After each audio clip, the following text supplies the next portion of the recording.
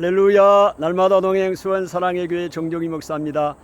오늘은 역사의 주관자에 대해서 생각해 보려고 합니다. 이사야서 36장부터 38장에 보면 4명의 왕이 나옵니다. 이 4명의 그 왕의 시대에 활동했던 선지자가 이사야 선지자인데요. 특별히 아하스 왕과 그 히스기야 왕 시대에 활동했던 선지자입니다. 이미 그때 당시의 국제 정세를 보면 그 팔레스타인의 그 이스라엘은 남과 북으로 이미 나눠진 상태고, 북쪽은 이스라엘, 남쪽은 유다입니다. 그리고 그 고대 근동의 패권을 장악하고 신흥 강대국으로 부상했던 나라가 아수르라는 나라입니다. 이런 그 상황 가운데 있을 때 그 아수르에 그 대항해서 반아수르 정책을 취하는 나라들이, 주변에 그 나라들이 많이 있었습니다. 그때 이제 상황들을 보면 그 북쪽의 이스라엘과 그 아람, 그 시리아라고 하죠. 그 나라가 연맹을 맺어서 반아수르 정책을 취하고 있습니다. 이럴 때 이 두 연맹국이 남쪽의 유다에도 이제 동맹에 가입하라고 제안을 했는데, 이 남쪽의 유다 왕 아하스 왕이 반대를 합니다. 이 일로 인해서 두 연합군이 남쪽의 유다를 공격하게 되죠. 마치 북한이 우리 남한을 남침하는 것 같은 그런 그 모양새가 되는 것이죠. 이런 상황 가운데 그 남쪽의 그 유다 아하스 왕이 그 아수르 왕에게 SOS를 칩니다. 원조 요청을 하는 거죠. 아수르 입장에서는 너무너무 감사한 거죠. 공격을 하고 싶은데, 울고 싶은데 뺨을 떨어진 격입니다. 그래서 아수르가 오케이 하고 공격을 해옵니다. 내려오면서 아람과 그 북이스라엘 연합군을 공격을 하고 대파를 시키는 거죠. 이런 그 상황이 있었습니다. 이때 이제 그 남쪽의 아하스 왕이 아수르 왕에게 원조를 요청할 때 그냥 공짜로 요청한 게 아니었어요. 많은 은금을 주고 이제 요청을 했죠. 아하스 왕이 이제 죽고 난 다음에 왕이 히스기야 왕입니다. 그 히스기야 왕은 유대 그 왕의 역사에 다윗 왕의 다음으로 위대한 왕이라고 부르는 그런 왕이죠. 그 히스기야 왕 시대에도 역시 국제 정세는 변함이 없었습니다. 처음에 이제 히스기야 왕도 반아수르 정책을 취했습니다.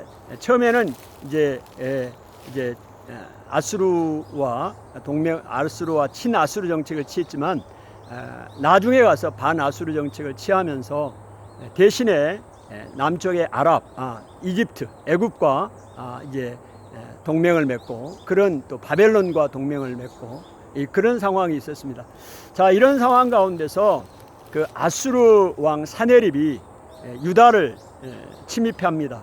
그래서 이제 그 유다의 46개나 되는 성을 다 점령하고 딱 하나 남은 성이 있는데, 그 성이 예루살렘 성입니다. 예루살렘을 점령하기 위해서 라기스라는 성에서 요새를 이제 거기서 진을 치고 그의 군대 장관 랍사게를 보내서 이제 항복을 받아오게 하는 것이죠. 그때 그 아수르 왕의 그 군대 장관인 랍사게가 유다 백성들에게 가서 이야기합니다. 너희는 하나님을 의지하느냐? 지금까지도 수많은 우리들이 정복했던 그 나라들의 신들이 있었는데, 우리나라 이 아수르 왕의 신을 이긴 사람이 없다. 너희 하나님도 마찬가지다. 혹시라도 너희가 또 애굽을 의지하느냐? 애굽은 상한 갈대 지팡이와 같고 그것을 의지하는 사람은 손에 찔림을 당할 것이다.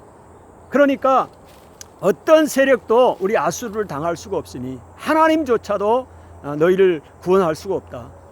그리고 심지어는 하나님이 우리를 보내서 너희를 공격하러 왔다는 말까지, 이런 모욕적인 말까지 하게 됩니다. 이런 상황에서 히스기야의 반응을 좀 살펴볼 필요가 있는데요. 이 랍사게의 말을 듣고 히스기야가 하나님의 성전에 올라갑니다. 그리고 사람들을 보내서 그 시대의 이사야 선지자에게 사람을 보내 하나님께 기도해 달라고 요청합니다. 그럴 때 하나님이 이사야 선지자를 통해서 대답하기를 그들을 두려워하지 말라고 말합니다. 아수르를 두려워하지 말라. 그들이 왔던 그 자리에서 왔던 길로 다시 돌아갈 것이고, 그들이 강력한 군대를 가지고 예루살렘을 공격하려고 왔지만 여기까지 올 수도 없고 방패를 가지고 올 수도 없고 화살 하나도 쏠 수가 없다. 이렇게 이야기를 합니다. 그런데 이제 실제적으로 어떤 일이 일어나느냐면 그 라기스 성에서 대치하고 있던 그 사네립 왕이 갑자기 철군을 하게 됩니다. 성경에는 정확한 이유가 나오지 않아요. 하나님이 이사야 선지자에게 이야기했던 것처럼 소문을 듣고 갈 것이라는 건데요. 어떤 소문인지는 정확히 알 수가 없습니다. 그래서 그 일을 하게 되는 것이죠. 그 다음에 이 사네립이 자기 나라로 돌아가서 성경은 이야기하죠. 죽게 될 것이라고 이야기했는데 그의 신전에 들어가서 신에게 제사를 지낼 때 그의 두 아들이 그 사네립 왕을 죽입니다. 하나님의 말씀대로 진행되는 것을 보게 됩니다. 그리고 그 사네립이 그 돌아가는 도중에 여호와의 사자가 그날 밤에 그들에게 가서 무려 18만 5천 명을 죽입니다. 유다 백성들이 나가서 전쟁을 한 게 아니에요. 다른 나라가 침입한 것도 아닙니다. 여호와의 사자가 가서 18만 5천 명을 그날 밤에 다 아수르 군들을 대패시킵니다. 여러분, 이 사건을 볼 때 역사의 주관자가 누구시냐? 이 국제 정세에 누가 이 역사의 주관자? 우리가 겉으로 볼 때는 강대국들의 그런 힘에 의해서 역사가 주관되고 역사가 움직이는 것 같지만 그 강대국을 움직이시는 분이 누구냐? 여호와 하나님이라는 사실을 성경은 분명하게 말씀을 하고 있습니다. 오늘 나라의 운명뿐만이 아니라 오늘 개인의 운명, 개인의 삶도 주관자가 누구냐? 여호와 하나님이라는 사실을 이야기를 합니다. 우리가 여기서 하나 주목해 보고 싶은 거는 그 히스기야 왕인데요. 이 히스기야 왕이 처음부터 이렇게 하나님을 의지하는 사람은 아니었습니다. 왜냐하면 그도 애굽을 의지했고 하나님보다는 애굽을 의지했고 아수르를 처음에는 의지했죠. 살아남기 위해서 그랬습니다. 그런데 지금 히스기야는 아수르의 공격 앞에 그들의 그 하나님을 저주하고 협박하고 이런 상황 가운데도 두려워하지 아니하고 하나님 앞에 기도하고 하나님의 도움을 의지하고 하나님을 의지하고 하나님께서 반드시 이 나라를 지킬 것이라고 그렇게 믿고 백성들에게 이야기를 했습니다. 이렇게 확신을 가져 이유가 뭐냐? 그걸 우리가 추론해 볼 수가 있습니다. 이 사건이 이사야 36장 37장에 나오는데요. 38장에 가면 히스기야 선지자가 하나님으로부터 이제 생명을 거두가겠다는 포고를 받게 되죠. 그런데 그가 이 이야기를 듣고 이사야 선지자로부터 듣고 성전에 올라가 기도함으로 15년 생명을 연장받는 사건을 경험하게 됩니다.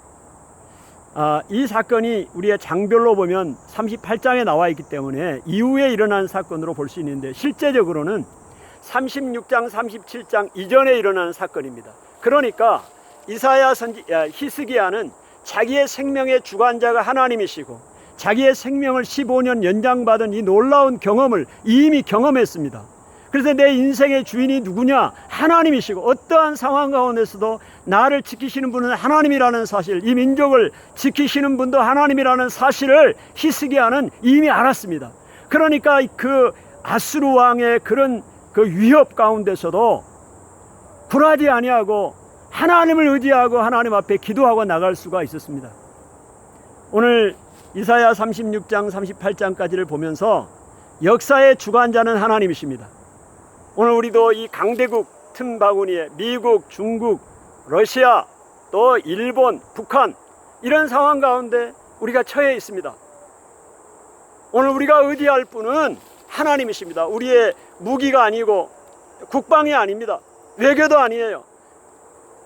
근본적으로 먼저 우리가 의리할 것은 여호와 하나님을 신뢰하고 하나님을 의지하고 나갈 때 하나님께서 우리를 지키시고 이 민족을 지키시고 오늘 우리의 개인의 삶도 마찬가지입니다. 내 노력으로 내 능력으로 출세하고 성공하는 거 아닙니다. 하나님의 은혜로 우리가 살아가는 것입니다. 할렐루야. 하나님을 신뢰하고 역사의 주관자가 내 삶의 주관자가 하나님이심을 여러분이 믿으시기를 축복합니다. 감사합니다.